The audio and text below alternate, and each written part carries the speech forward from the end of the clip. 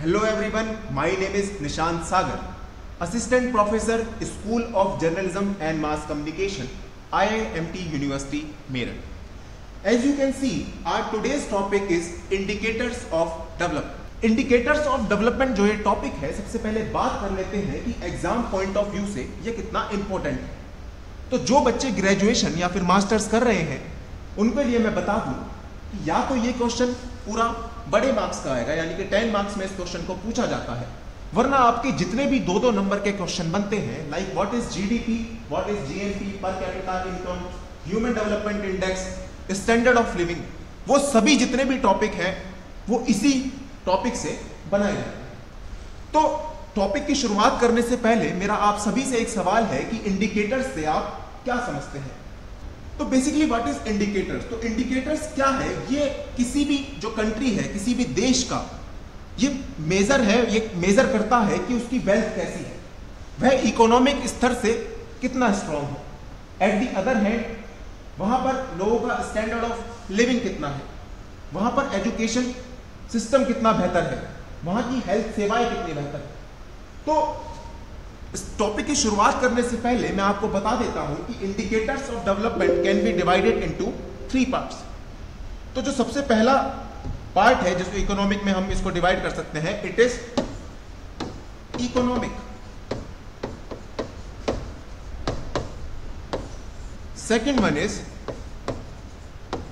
Human and third one is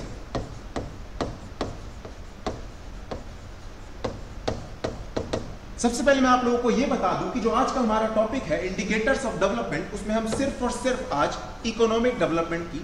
तो अगर मैं आप लोगों से जानूं कि इकोनॉमिक डेवलपमेंट को हम आगे कितने हिस्सों में बांट सकते हैं, तो economic development can be divided into 3 parts. The first one is GDP and the second one is GNP and the third one is per capita. तो जैसा कि अभी तक मैंने आपको बताया कि indicators of the development can be divided into 3 parts which are economic, human and sustainable. लेकिन जो हमारी आज की क्लास है प्यारे बच्चों, वो क्या है? सिर्फ और सिर्फ इकोनॉमिक डेवलपमेंट की। और economic can be divided into 3 parts, GDP, GNP and PCI. GDP stand for gross domestic product, GNP stands for gross national product and पर कैपिटा इनकम स्टैंड फॉर।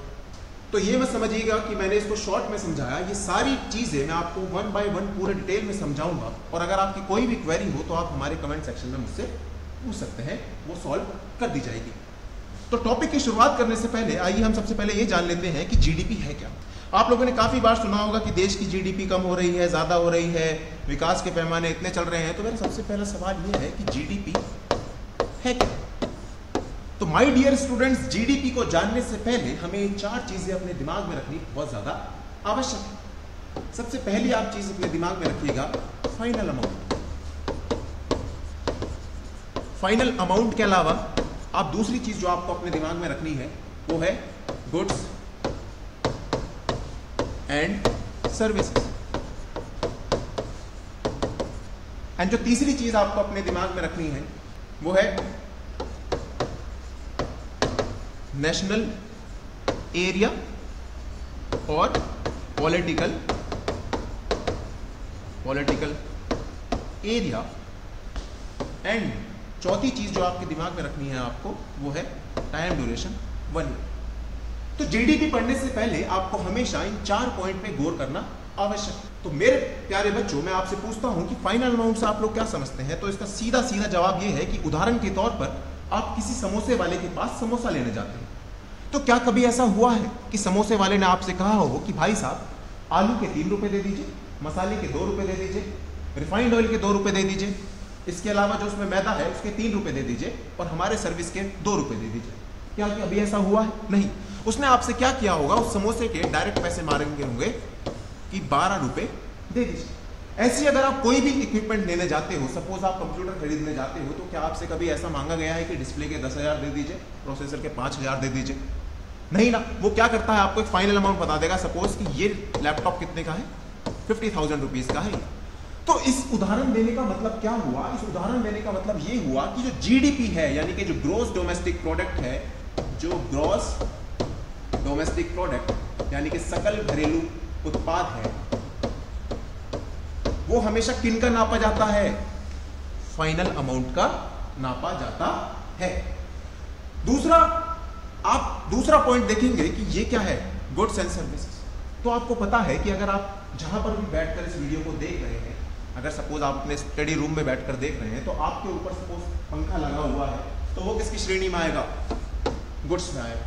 इसके अलावा आपके हाथ में जो पेन है, सपोज आप कॉफी पी रहे हैं, जो कॉफी मग है, these all are the parts of goods. At the other hand service क्या है?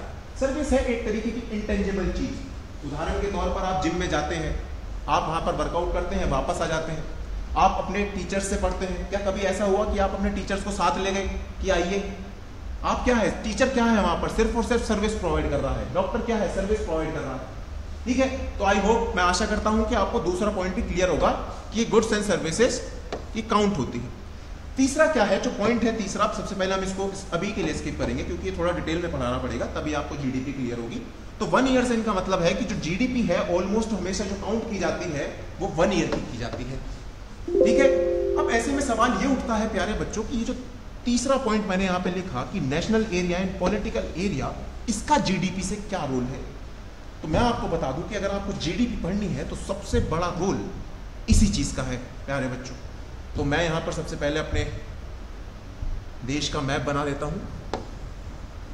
मान के चलिए कि ये हमारी कंट्री का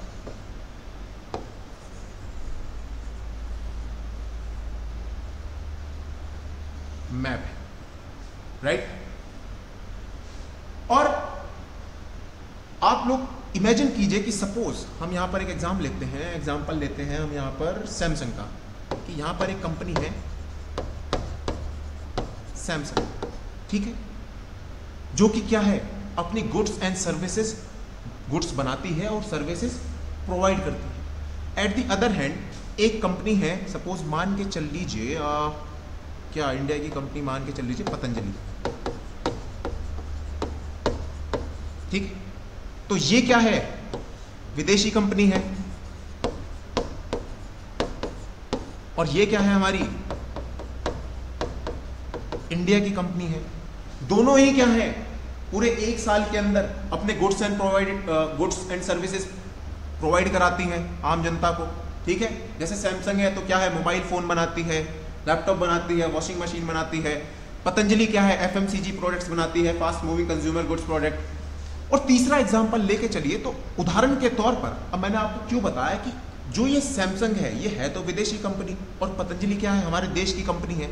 तो अगर ये इस पूरे नेशनल एरिया में रह के अपनी प्रोडक्ट और सर्विसेज का, नेशनल एरिया में रह के अपने प्रोडक्ट एंड सर्विसेज का उत्पाद करते हैं, तो जो भी इनको प्रॉफिट होगा, सपोज सैमसंग को एक साल में प्रॉफिट होता है मान के चल लीजिए 100 करोड़, ठीक है, और पतंजलि का प्रॉफिट है मान के चल लीजिए 50 करोड़, ठीक है। लेकिन ये जो उत्पादन है गुड्स एंड सर्विसेज का, वो हमारे देश की सीमा के अंदर कर रहे हैं, तो ये क्या है, जीडीपी में काउंट होगा, तो इसकी जीडीपी हो जाएगी 150।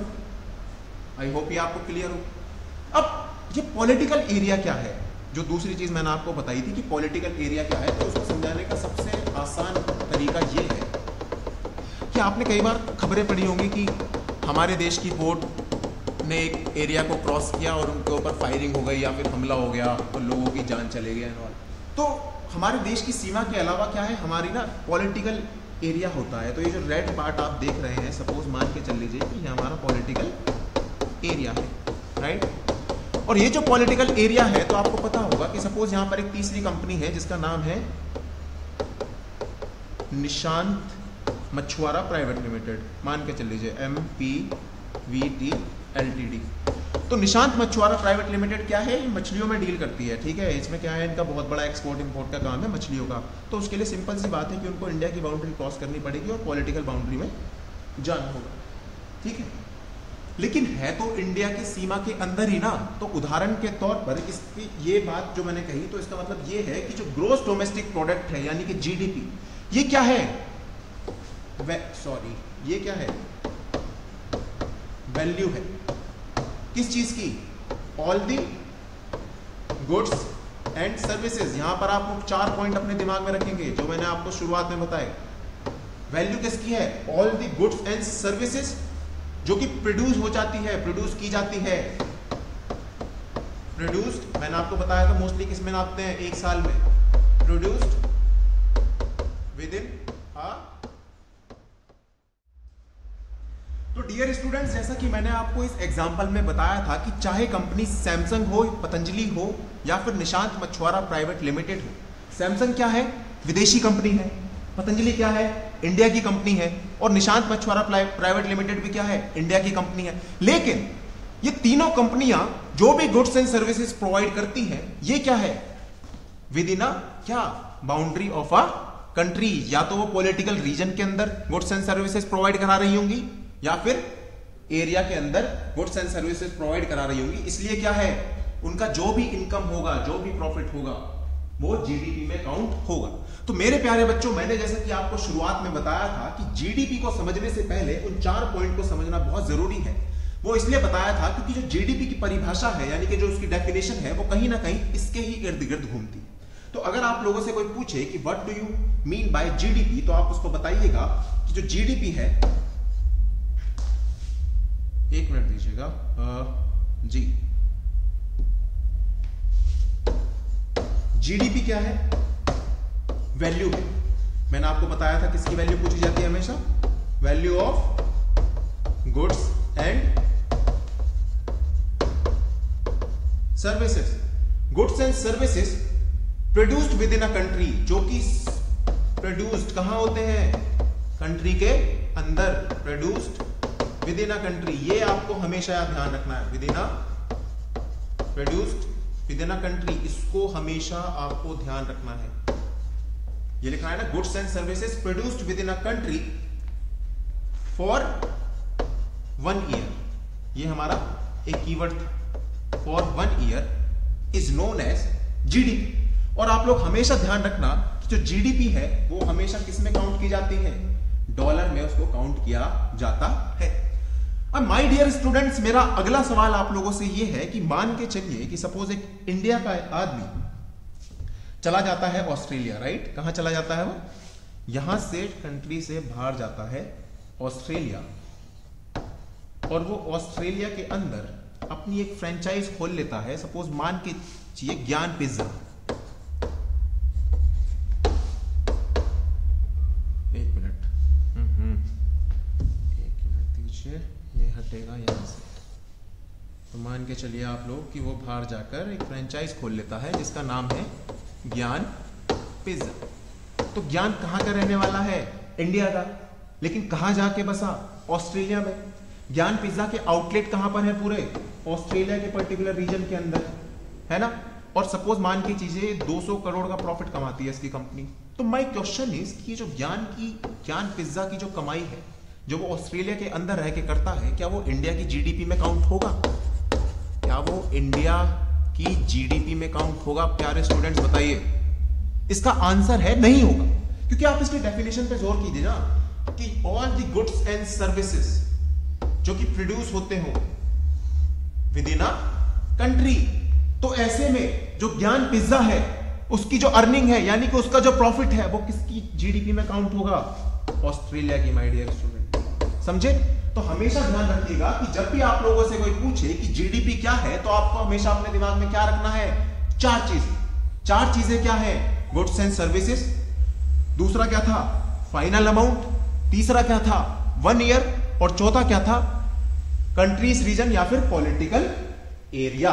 ठीक है? तो जीडीपी क्या है? All the value of goods and services produced within a country for 1 year and it is calculated in कितना? डॉलर में इसको कैलकुलेट किया जाता है। ठीक है? तो आई होप जीडीपी आपको क्लियर होगा।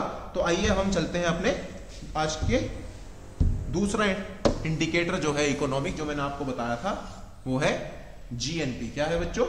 जीएनपी। तो जीएनपी के लिए अभी हम दोबारा से मैप नहीं बनाएंगे, मैं आपको शॉर्ट में बताया था कि मान के चल लीजिए ये हमारा देश है इंडिया, राइट? इंडिया के अंदर बाकी अभी फिर से हम वही एग्जांपल ले लेंगे, 3 एग्जांपल ले लेंगे। मान के चल लीजिए इस बार एक विदेशी कंपनी है एलजी, ठीक है? और इसके अलावा एक हमारी खुद की कंपनी है, कोई लोकल कंपनी का नाम पतंजलि ले लेते हैं फिर से। पतंजलि, और तीसरी कंपनी मान के चल लीजिए फिर से जो हमारी निशांत वाली, राइट। अब ये जीएनपी में इसको मैं क्यों पढ़ा रहा हूँ, जीएनपी का इसका क्या मतलब है, तो इसके पीछे ना एक रीजन है बच्चों, मैं आपको अभी थोड़ी देर में बताता हूँ कि ये क्यों जरूरी है। Gross national product, right.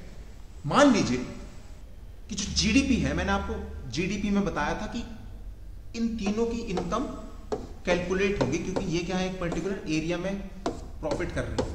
लेकिन जीएनपी में उल्टा है माय डियर फ्रेंड। उसमें ये है कि मान लीजिए कि सपोज ये जो हमारी ज्ञान पिज्जा कंपनी कहाँ गई थी, ऑस्ट्रेलिया गई थी ना, ऑस्ट्रेलिया गई थी हमारी ज्ञान पिज्जा कंपनी, इसको हम मान लेते हैं शॉर्ट में जीपी, ज्ञान पिज्जा कंपनी ऑस्ट्रेलिया गई थी। तो हमेशा ध्यान रखना कि जो जीएनपी है प्यारे बच्चों, वो कभी भी विदेशी कंपनी का जो प्रॉफिट है उसमें काउंट नहीं होता। सिर्फ और सिर्फ जो हमारी इंडियन कंपनीज हैं, डजंट मैटर वो हमारे देश में है या फिर विदेश में है। तो उदाहरण के तौर पर सपोज मान लो कि एलजी का प्रॉफिट है 100 करोड़, इसका है 200 और इसका है 100। तो अगर मैं आप लोगों से पूछूं इसकी जीडीपी क्या हुई, तो जीडीपी में तो ये तीनों काउंट होंगे, क्योंकि एक पर्टिकुलर इंडिया के अंदर ही रह के गुड्स एंड सर्विसेज प्रोड्यूस कर रहे हैं, तो वो हो जाएगी 400। ठीक है, मान लीजिए 400 रुपए मान लीजिए, ठीक है, ये 100 रुपए, ठीक है, और ये रुपए। लेकिन जब हम जीएनपी निकालेंगे प्यारे बच्चों, तो हमेशा ध्यान रखना कि जीएनपी निकालते, हमेशा ध्यान रखना कि आप लोग ये जीएनपी निकालते वक्त आपको ये जो विदेशी मुद्रा है इसको हटा देना है, ये जो विदेशी कंपनी है। और जो हमारी कंपनी चाहे वो आउटसाइड द कंट्री हो, राइट, जैसे कि ये जीपीआर है, सपोज एक मान के चलिए कि एक हमारी कंपनी है यूएसए में है, ठीक है, ये है डॉक्टर विवेक जी, बहुत बड़ी कंपनी चलाते हैं फार्मा की, ठीक है, और इनका 600 करोड़ का प्रॉफिट है। लेकिन ये है तो इंडियन ही ना, इंडिया की कंपनी है, तो इनका क्या है, नेशनल इनकम में काउंट होगा। ठीक है, अब इसकी डेफिनेशन क्या होगी प्यारे बच्चों, तो वो भी लिख लो। बहुत ही माइनर सा चेंज है, कुछ ज़्यादा लॉजिक साइंस नहीं है, माइनर सा चेंज है दोनों की डेफिनेशन में, जैसा उसमें था। तो अगर आपसे पूछे कोई जीडीपी और जीएनपी की, तो आप ये बता दीजिएगा, एक मिनट दीजिए बस मेरे को। ये जो जीडीपी है, देखिए आप लोग लिखेगा कि जो जीएनपी है,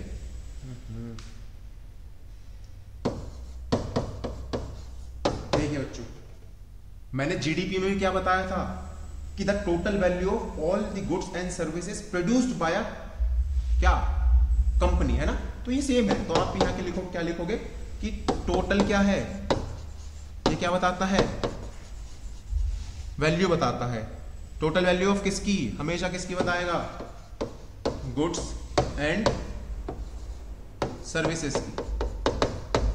ठीक है, produced by a country economy, जो कि produced by a countries economy in a given year. तो अभी तक तो इसमें कोई चेंज है नहीं। आप कहोगे सर जीडीपी की भी सेम थी और इसकी भी लगभग सेम है। तो मेरे प्यारे बच्चों, जो मेजर चेंज आने वाला है इस डेफिनेशन में वो आएगा अब। तो ये क्या है, ये आता है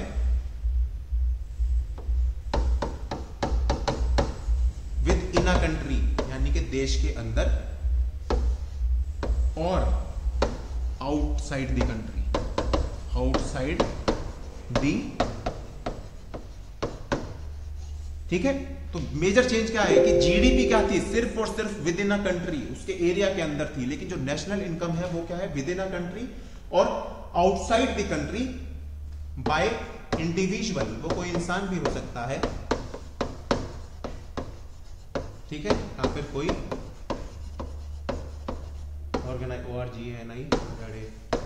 ऑर्गेनाइजेशन, या फिर मैं यहाँ पे शॉर्ट में देता हूँ कंपनी भी हो सकती है। ठीक है, तो अगर आप लोगों से कोई पूछे कि जीएनपी क्या है, तो आप उसको बताएंगे कि total value of all the goods and services produced by a country economy in a given year. Same बिल्कुल अभी तक जीडीपी की तरह है, लेकिन माइनर चेंज क्या हो जाएगा, लास्ट में हो जाएगा with in and outside the country by individual और एनी कॉर्पोरेशन।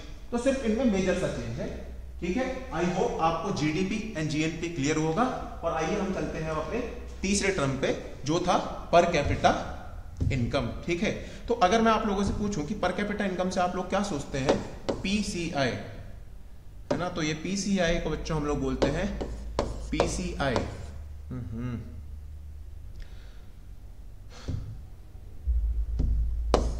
पर कैपिटा इनकम, कलर अच्छा सा लेते हैं, पीसीआई यानी कि पर